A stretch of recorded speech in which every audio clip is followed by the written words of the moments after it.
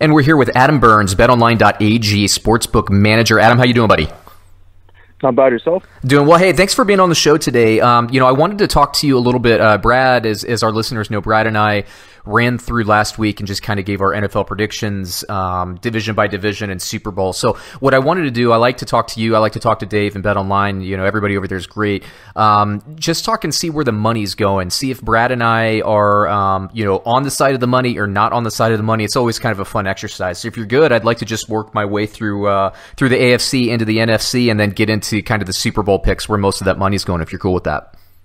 Yeah, sure, no problem. All right, cool. So let's start with the AFC East. There's really no surprise, I don't think, and I venture to say I don't think there's going to be any surprises on your end either.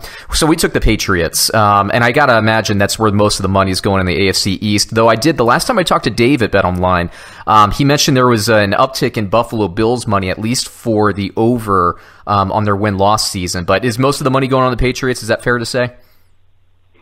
To be honest, Dave was spot on there. Is actually the most bets have come in on the Bills at 8-1 to win the division. Holy moly! The Patriots. I mean, they're minus 300, so it's not an attractive price for people to lay down all that money for the whole season. So I think that some people think the Bills might have some sort of Cinderella story season, but obviously the clear favorite there is the Patriots, and the least money's coming in on the Dolphins. Obviously, they're 33-1 to win that division, they have one of the lowest win totals at 4.5. So, I mean, it kind of makes sense. Yeah, understood. Yeah, the Buffalo Bills, I tell you, Brad and I were super low on them to begin, and then I actually talked to Dave maybe a week after we did our AFC East preview. And then he said, Dave told me, he's like, a lot of money's coming in on Buffalo. I was like, really? Why? And then I looked at the preseason. You know what? They're putting together a nice team. Now, I don't think they're going to win the division, but at 8-1, I can see why people put the money down. What about the Jets? What are they getting right now? Are they getting a lot of money? What's the odds for them? Yeah, the Jets are at 11-2 or 5 plus 550. They're taking a little bit, but not too much. I mean, the only people who are betting the Jets are people who are like diehard Jets fans. There's no real smart money coming in on them right now. Yeah, which also makes sense. I mean, I wouldn't put my money on them. Yeah, and I wouldn't put my money on the Bills either, but if I was going to pick one of the two, I mean, I know the Bills have a really, really strong defense. I guess that's why. They just cut McCoy, as everybody knows. It's going to be an interesting team. But let's move it over to the North. Brad and I selected, I know a lot of money was coming in on Cleveland earlier in the year, but Brad and I actually picked Pittsburgh. We both picked Pittsburgh to win the division. How's the money looking in the North? Yeah, earlier on in the year, it was Cleveland was the favorite. Now it's Pittsburgh. They're at plus 140, Cleveland at plus 160. It's sort of literally 50-50 bet on those two teams. There's almost no money coming in on Cincy. But the Ravens are taking a little bit of money. I mean, the Ravens will be an interesting team to see this year. They have a pretty decent schedule, and it depends on how Lamar Jackson does. And they have a few new players. But they could be a sleeper there. I mean, I think the Ravens at 4-1 might be, if you're going to bet that division, I would, bet it small as sort of a value bet on the Ravens. Yeah, that's how I would lean as well as a better. Although I do think Pittsburgh will take the division there, but we like the Ravens as well. Moving into the South, so the big news, of course, is Luck retired. So that shook everything up. I know it looks like Houston is the favorite, but co-favorite, I guess, with Jacksonville. But where's the money going at this point? Yeah, early on, before the Colts, before Luck retired, they were odds-on favorites. They were minus money, and then once he retired, obviously that just flipped, and we have Houston and Jags at co-favorites, and then the Titans at 4-1, and then the Colts are actually the last one now at 9-2. The thing is that this division, I mean, who knows? Exactly. If Jacoby Brissett is good. Yeah, it's a total crapshoot. I think this one. I mean, this is one of the divisions I would not bet, and I don't really see any value in it. But the odds seem about right based on how this division usually plays out. Yeah, I got to say, looking at the odds now, if I was going to place a wager, I'd probably actually put it on the Colts anyway. I like what the Colts are doing organizationally, and Brissett, look, he's not Andrew Luck, but he's also not awful. I mean, he might be the second best quarterback in the division behind Deshaun Watson, depending on your take on Mariota, which we don't really have a high opinion of on this show, and then Foles. But, it's not outside the realm of possibility that, the Colts could string it together with, a solid run game and maybe pick their chances passing. They have a lot of receiving options, so we'll see. Moving it over to the West, I think all the money's got to be going on Kansas City, right? They're at minus 140 according to what I'm seeing on my screen. But how's the money looking? Are there Chargers bets, Raiders bets, Denver Broncos bets? Yeah, there's actually the most money's on the Chargers at 2-1. Okay. But there still is a lot of money on the Chiefs. The other two teams not taking that much. Team like the Raiders, they're taking a lot of bets, smaller bets, but that's one of those teams where teams like the Raiders, the Steelers, the Cowboys, they're sort of like nationally or global teams, sure. right? So they're just going to take bets no matter what. Every year is the same thing, but I mean they don't really have a chance, you know what I mean? But you never know. I mean, again, anything could happen. A guy gets hurt, Mahomes gets hurt, something happens. Anything could happen. But the team that's taking the least there is the Broncos. Yeah, that's interesting. You know, and it's funny because I look at the Broncos and I was watching them in preseason. I think everybody in the football universe just doesn't like Joe Flacco, and I think it's because he got that big contract like 5 or 6 years ago, which is now by NFL standards a small contract, which he's still on. But you know, Denver, they have a stronger defense. They have a defensive-minded head coach that came over and kind of an exciting young play caller there. So Brad and I we were both talking about Denver. We wouldn't take them. I mean, it's such a tough division, and we love both the Chargers and the Chiefs. But I'm surprised people seem to me to be sleeping a little bit on the Broncos. I'm on the over on the win total for them just because I like the brand of football they're playing, at least in the early returns in the preseason. But I guess we'll see. Now let's shift it over to the NFC East. This is where Brad and I started differing. We had agreement on all of the AFC, but the NFC we started kind of going astray. But you know, Brad picked Philadelphia. I picked Dallas in the NFC East. Where's the money going at this point? Yeah, the Eagles are probably taking as odds-on favorites about double the amount of Dallas. Wow. And then the Giants are taking some money at 10-1. Again, Giants are one of those teams, like I just mentioned, that they have sort of a pretty big fan base, so there's some, you know, diehard Giants fans betting on them. And then the Redskins are pretty much taking nothing.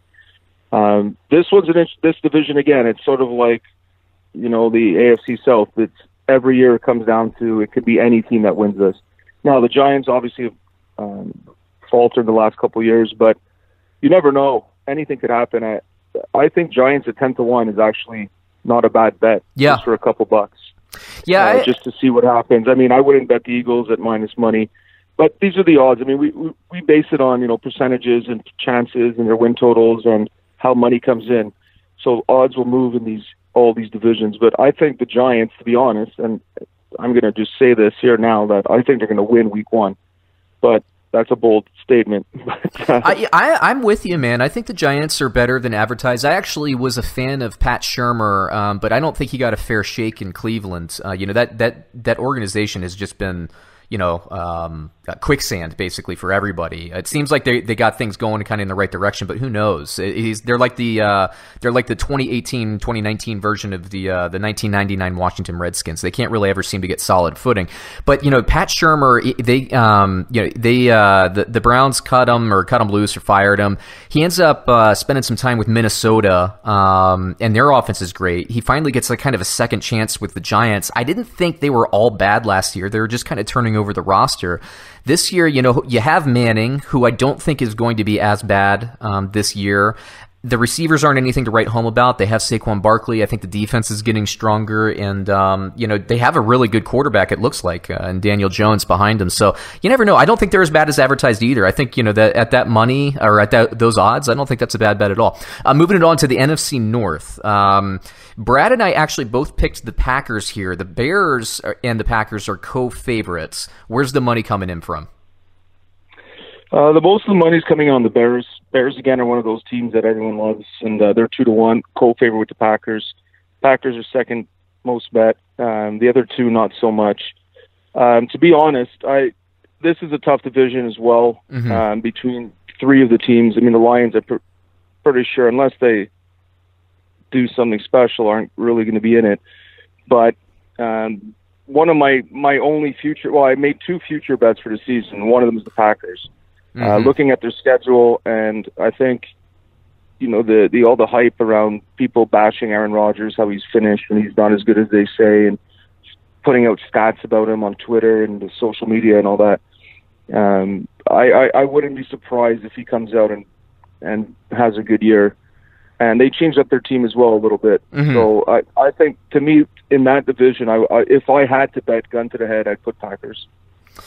Yeah, that's kind of where we were both leaning as well, and that's Brad actually picked them for the Super Bowl, but we'll get into that in just a bit. We got two divisions left here. We have the NFC South. Brad and I actually both picked the Saints, although he's never high on the Falcons. I actually like the Falcons quite a bit this year, but we're going to go with the Saints, both of us together. I think I picked Atlanta to get into the playoffs as a wild card team, but what are your thoughts? Where's the money coming in on the South, the NFC South? Yeah, Falcons at 7-2 or plus 350 is taking the most by far. I think people are siding with you there. I don't know. I read some stat where like 14 of their 16 games are in domes or something, and Matt Ryan has a great record in domes. I'm not sure if that's correct, but one of my friends at the bar the other night was telling me this. So it's always easier to not have to throw in snow and in rain and all that stuff. So I guess I mean, I buy it. So, I think there's probably some value in the Falcons there. But don't count out the Panthers. I mean, they're a team that they go up and down every year. You never know what you're going to get with them. I know. It's so hard. With Newton, McCaffrey, you never know what's going to happen. So, this is an interesting division. Tampa Bay, I mean, I think Winston's on his last legs here. If he doesn't play well early, he might be gone, and they might just switch him up. There's always rumors that they were going to do that anyways. But I think there's if you were going to bet, I think the Falcons is probably a smart bet because you're getting over 3-1 on your money. I think that's not a bad bet. Yeah, yep. And then over to the West, you have the Rams as the clear favorites. Seattle kind of, I wouldn't even say nipping at their heels. It's really Seattle, San Francisco, and then Arizona's a distant fourth. How's the money looking in the West? There's a lot of San Francisco money coming in at 9-2 or plus 450. To be honest, the least bet team in that division is the Rams, even though they are the clear favorites. The Cardinals, again, I mean, they have a rookie quarterback, or who knows what's going to happen with them. That's the reason they're 18-1 to win that division. But I like the Seahawks, and I was saying before I made two future bets, and my two future bets for the Super Bowl were the Packers and the Seahawks. If you look at the Seahawks schedule, it's pretty weak. In all honesty, I find anyways, when I was doing all my win totals and division odds and that sort of thing. And if you look at the matchups, I think that's a sleeper team. You're getting over 3-1. I think the value in that division is the Seahawks. Look, the week one they play Cincinnati. They're probably, if they win, they're already going to drop. So and then that's what people got to realize in futures. Like, you got to look ahead, right? So right. When you want to get them at a good price, because we reopen these always right after, that if they beat they're almost 10-point favorites, so they're going to drop down no matter what. So I think that's sort of the value there. Those are the two teams I kind of like this year that as sleeper picks. Obviously, the Patriots are the favorite to win the Super Bowl, and for good reason. Even though they have some, they've made some changes and stuff like that, but they're always going to be the favorite no matter what. But I think if you're looking for underdog picks, and you can get the Packers, we have them at 20-1 right now. We have the Seahawks, and I think it's 40-1. Those are teams that I can see, based on their schedule, making the playoffs. And then once you get to the playoffs, that's pretty much what you're looking at, is just getting there and then kind of going from there. Yeah, I like the Seahawks too. It seems like you mentioned 40-1. It seemed like the betting world was down on them, but I think people forget. I think people, I don't know if it's the betting community or maybe it's the reporting. A lot of times that stuff is kind of mixed together. But you don't hear a lot of publicity on Seattle, and they're looked at as maybe like a rebuilding team. But people seem to forget that they made the playoffs last year in the rebuild. They kind of, I wouldn't say that their defense is at Legion of Boom type levels, but they kind of remade that defense. They made some moves. We just saw them acquire Jadeveon Clowney. They can run the ball. They fixed kind of those issues last year. Russell Wilson has more support. He looked pretty good in his limited preseason action. I'm with you, man. As far as two futures go, I like that. I don't have Seattle making the playoffs this year just because I picked Minnesota to get the wild card over Seattle, but I certainly couldn't. The NFC is so interesting this year because it literally wouldn't surprise me if like any one of 10 teams won the conference. I mean, it's pretty wide open to me, and I love that Packers bet. And speaking of, Brad actually picked the Packers to make the Super Bowl, and I think lose to Kansas. No, he picked them to win. He picked them to beat Kansas City. I picked Kansas City over New Orleans, but how is the money coming in for Super Bowl at this point? Oh, it's huge. I mean, we put the Super Bowl odds up literally the day after, or the night of when the Super Bowl ends the previous year. So we take quite a bit of money. It's only going to pick up. We've already seen this week, a lot of people put money right away, thinking they're going to get some value on someone. And then during the summer, during the baseball days of summer, it kind of dies off. But now, in August coming up to, or September coming up to the season, it takes quite a bit of money, and it's just picking up like at an incredible pace. And we take tons and tons of money on this. Our biggest loser right now, if the Super Bowl were to end today, would be the Cowboys at 28-1. Wow. But that's, again, it's not based on, there's no smart money coming in on it. It's all just people that love Dallas Cowboys. So I wouldn't put too much clout in that. The Bears as well is our second biggest loser. Yeah. Then we have some teams that are, big winners, obviously the underdogs. But there's some teams that, like the Patriots, even at, what do we have them plus at now? 700 is what I'm seeing, yeah. Yeah, they're taking some money, but not at an incredible rate, because people are looking at sort of that, like I said, those long shots. So Packers at 20-1, Seattle at 33-1. We have them right now, actually. Eagles, they were at 14-1. We dropped them to 12-1. We took a little bit of money on them recently. But it's hard to tell, right? Like I said, if I knew the answers to this, I'd be a rich man on a beach sipping margaritas. Yeah, so. Sure. That's the way it goes. I got to say, looking at these odds, I'm just looking at them top level right now. I like Dallas a lot at 28-1. I like Pittsburgh 22. You have the Packers at plus 2,000, and the 49ers you mentioned before at 40-1. I mean, that's I like all of those right now. So yeah. Put some bets down, see what hits. I mean, the Patriots and the Chiefs, look, I like them, and like I said, I still think the Chiefs will win. But when you're talking about those kind of odds, like Pittsburgh, it's hard to find a season where Pittsburgh's at plus 2,200. I like it, and I think they're going to win early. A lot of changes, so it depends. I mean, look, I always look at the strength of schedule and if they're going to make the playoffs. So I always try to bet on teams that I think will make the playoffs. It's probably a good way to go about it. There's always going to be one sleeper team that's 100-1 right now that makes it. But I sort of try to look at it as if they make the playoffs, and I look at their schedules. And a couple of years ago when the Panthers played the Broncos, like I had the Panthers at 66-1 before the season, and the only reason was because I looked at their schedule and I said, because the year before they were terrible, so they got an easy schedule, and they made the finals, so I hedged my bet. I made some good money, but I wish they would have won. Yeah, right. Yep. But the thing is, when you look at it that way, I think it's a smarter gambling strategy than just saying, "Oh, I like my favorite team is this," So that right.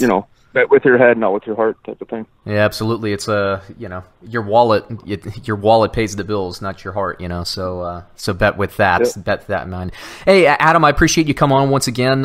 Definitely as we progress through the season, this show is all about getting paid, right? It's all about figuring out what the odds are, figuring out where the action's going, figure out what the value is. So I appreciate it. I'd love to have you back on as we progress through the season. Once again, Adam Burns from BetOnline.ag Sportsbook Manager. Thanks a lot, man.